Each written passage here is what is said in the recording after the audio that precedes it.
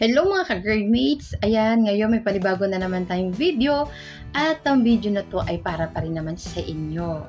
Ayan, ngayon mga ka-grandmates ay magbabasa lang ako ng mga comment. Ayan, kasi baka mamaya yung tinatanong nila ay yan din yung katanungan nyo sa akin. Kaya naman mga ka-grandmates, no, pakinggan nyo na lang at baka isa na ito sa mga tanong nyo. Ayan. Una-una, babasahin natin ang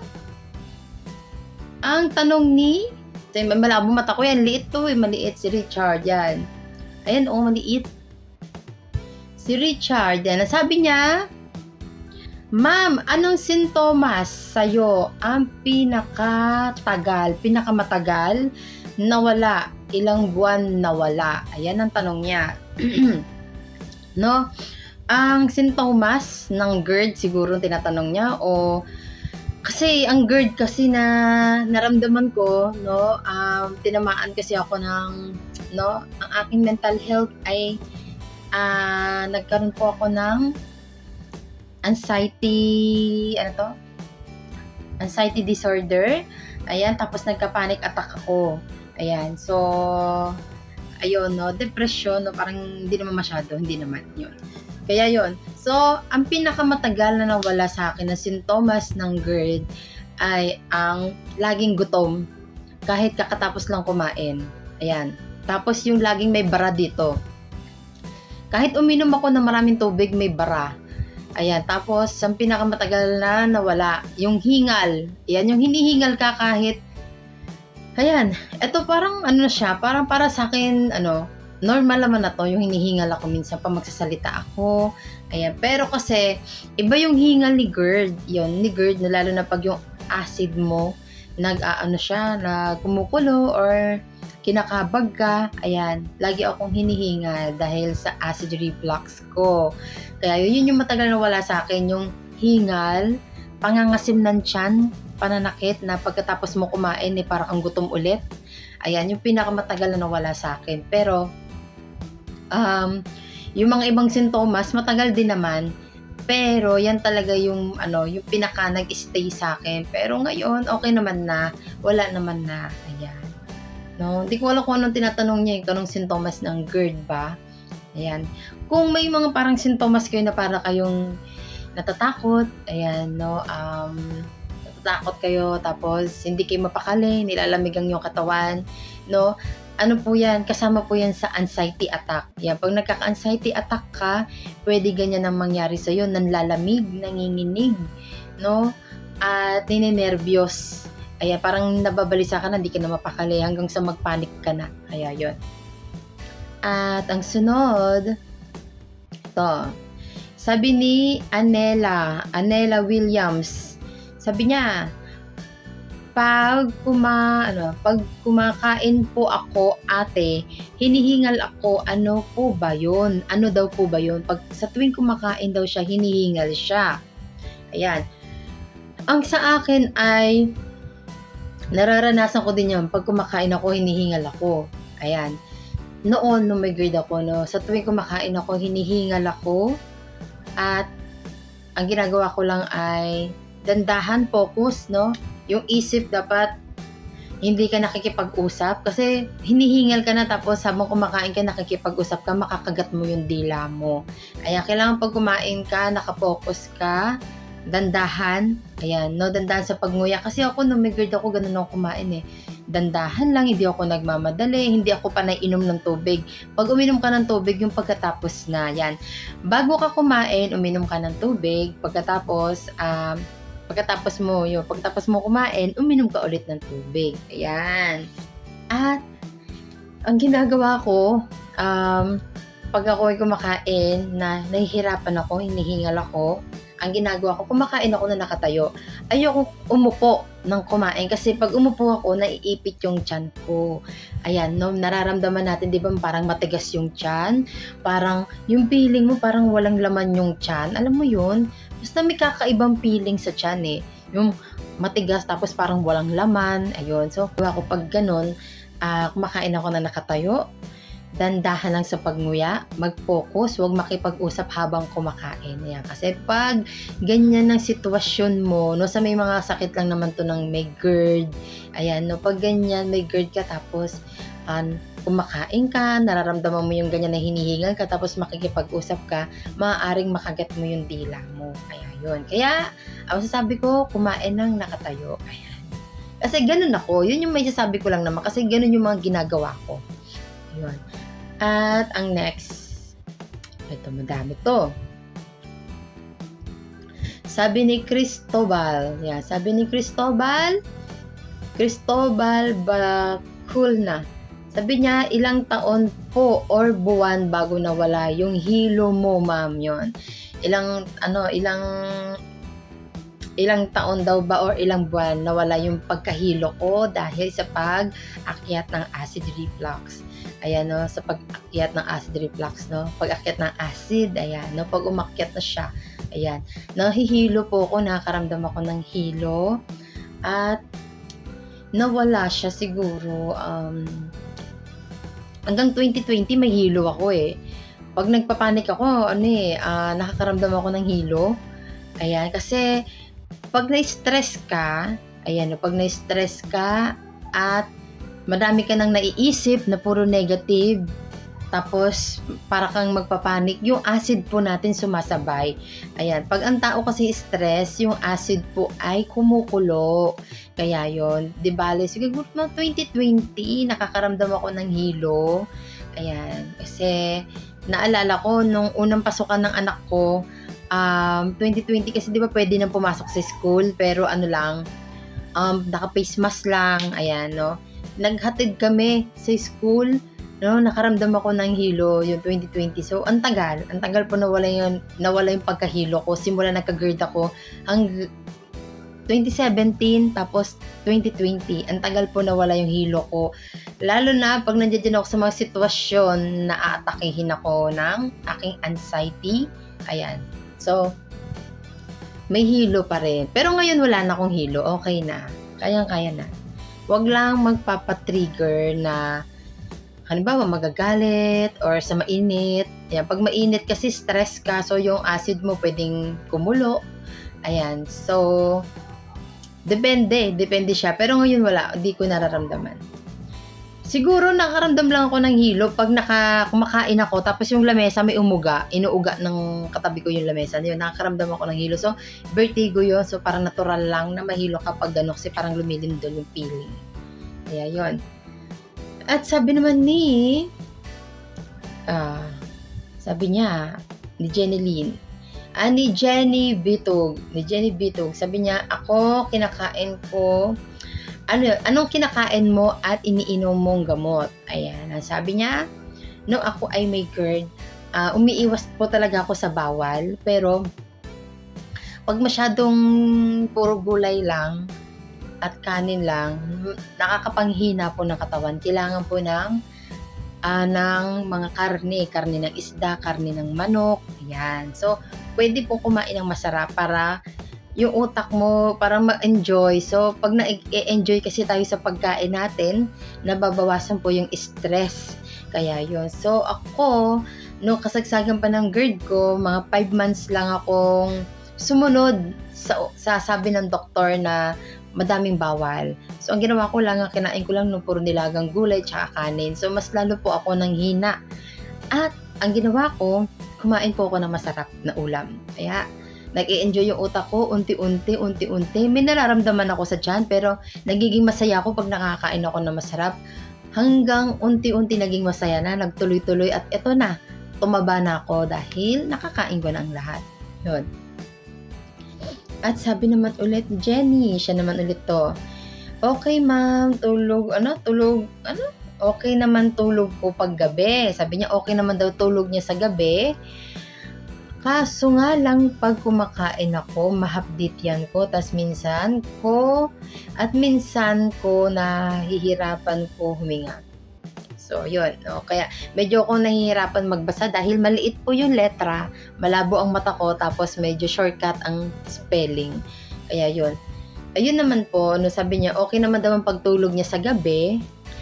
Kaso nga lang, pag kumakain daw siya, humahapdi ang kanyang tiyan. Minsan, nahihirapan daw siya huminga. O kaya yun, ganun po kasi, yun po kasi ang sintomas ng GERD. So, kailangan kumain ka pa rin ng pakonti-konti, huwag mong damihan, samahan mo na rin ng saging kasi yung saging nakakatapal siya ng hapdi sa sikmura. Ayan, kung maganda pa nga niya kung meron kang malunggay juice kasi malunggay juice kasama din po yun sa sa iniinom ko noon, yan, pati saging, ayan. At sino pa? Sabi ni Eusebio, ma'am, ano po ba dapat gawin or gamot ko sa GERD ko? Kasi palagi na lang ako may lalasahan na mapait. Palagi daw silang may nalalasahan. Palagi daw siya may nalalasahan na mapait. Tuwing gigising ako sa umaga, ayan. Tuwong gigising ako sa umaga. So, maliit kasi tapos siguro nagkakamali pa sila ng typing nila. Kaya yun. Yun, yung mapait. So, acid po yung mapait na nararamdaman nyo po. Ayan, sabi niya.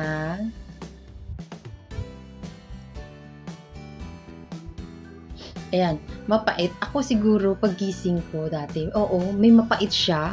Tapos, pag dinudura ko siya, para siya super lapot na laway. Yun, acid po yun, umaakyat yung acid natin, no? Ano daw ba ang gamot sa GERD? Ayan, no? Syempre po, yung mga doktor po, meron po yan sinasabi sa atin kung ano ang gamot sa GERD. Pero ang sa akin po, kasi nakatulong sa akin ang kumain po lagi ng saging. Siguro pag kumain ako ng saging noon sa isang araw, mga 4 pieces na saging nakakain ko sa loob ng isang araw. At sinasamahan ko ng malunggay juice. Ayan. Tapos kakain ako ng pakonti-konti pero masarap. Kaya yun. Yan po yung nakatulong sa GERD ko. Tapos nag-walking exercise ako. Tapos yung sunlight every morning, napakagandang gamot din po yun. Kaya try nyo po yun. Kaya naman. Hindi lang ngayon. Ang may next pa ba? Ito na. Meron pa akong 2 last. May 2 last ako. Sabi dito ni PRM10, sabi niya, Mate, matanong ko lang po, ano po ba result ng ultrasound nyo dati? Ayan, tinatanong niya kung ano daw ba yung resulta ng ultrasound ko dati kung nagpa-ultrasound ako. Ayan. So, dati po kasi nung kasagsagan ng aking GERD, no, gusto ko rin po talaga magpa-ultrasound kasi nabasa ko yan sa Google na magpapa-ultrasound para malaman kung anong nangyayari sa loob ng tiyan ko. Ayan, no. Pero kasi, nung ako ay may GERD, no, wala po nakakaintindi sa sakit ko. Ayan, kahit sobrang nahihirapan ako, parang wala akong kakampi. Ayan, no, di bale, ang nangyari, nanahimik na lang ako kahit gusto ko magpa-ultrasound. Lagi akong umiiyak, iyak lang ng iyak, no? At kumakain ako, tapos basta lagi lang ako umiiyak dahil sa nararamdaman ko na nahihirapan ako.